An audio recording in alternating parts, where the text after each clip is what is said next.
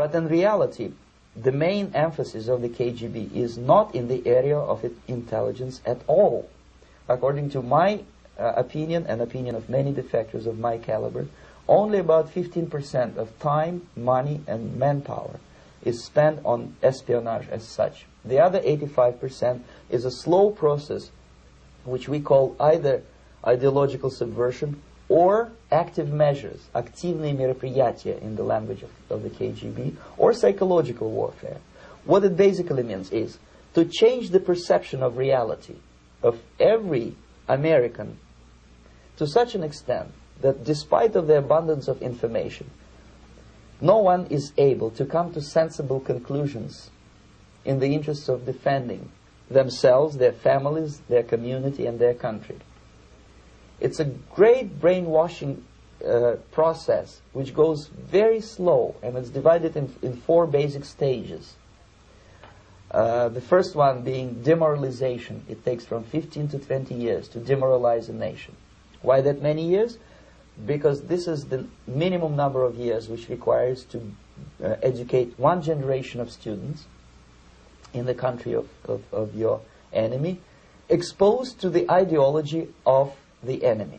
In other words, Marxism-Leninism ideology is being pumped into the soft heads of at least 3 generations of American students without being challenged or counterbalanced by the basic values of Americanism, American patriotism. The result you can see.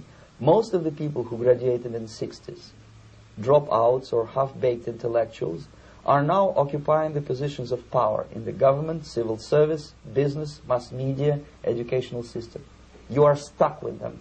You cannot get rid of them. They are contaminated. They are programmed to think and react to certain stimuli in a certain pattern. You cannot change their mind, even if you expose them to authentic information, even if you prove that white is white and black is black, you still cannot change the basic perception and the logic of behavior.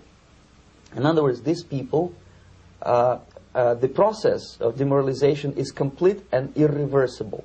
To get rid society of these people, you need another 20 or 15 years to educate a new generation of patriotically minded and common sense people who would be acting in favor and in the interests of the United States society. And yet these people have been programmed and, as you say, in place, and Yes. who are favorable to an opening with the Soviet concept. Mm-hmm. These are the very people who would be marked for extermination in this country? Most of them, yes.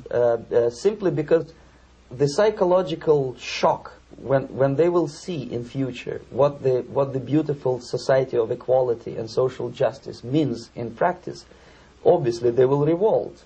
They will be very unhappy, frustrated people. And the Marxist-Leninist regime does not tolerate these people. They will join the links of dissenters, dissidents. Unlike in present United States, there will be no place for dissent in future Marxist-Leninist America.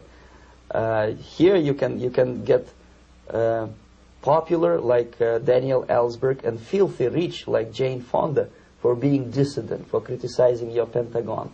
In future, these people will be simply squashed like cockroaches. Nobody is going to pay them nothing for their beautiful, noble ideas of equality. This they don't understand, and it will be the greatest shock for them, of course. The demoralization process in the United States is basically completed already. For the last 25 years, actually it's overfulfilled, because demoralization now reaches such areas where previously not even Comrade Andropov and all his experts would even dream of such a tremendous success. Most of it is done by Americans to Americans, thanks to lack of moral standards. As I mentioned before, exposure to true information does not matter anymore. A person who was demoralized is unable to assess true information. The facts tell nothing to him. Even if I shower him with information, with authentic proof, with documents, with pictures, even if I take him by force to the Soviet Union and show him concentration camp, he will refuse to believe it until he is going to receive a kick in his fat bottom. When a military boot crashes then he will understand, but not before that. That's the tragic of the situation of demoralization.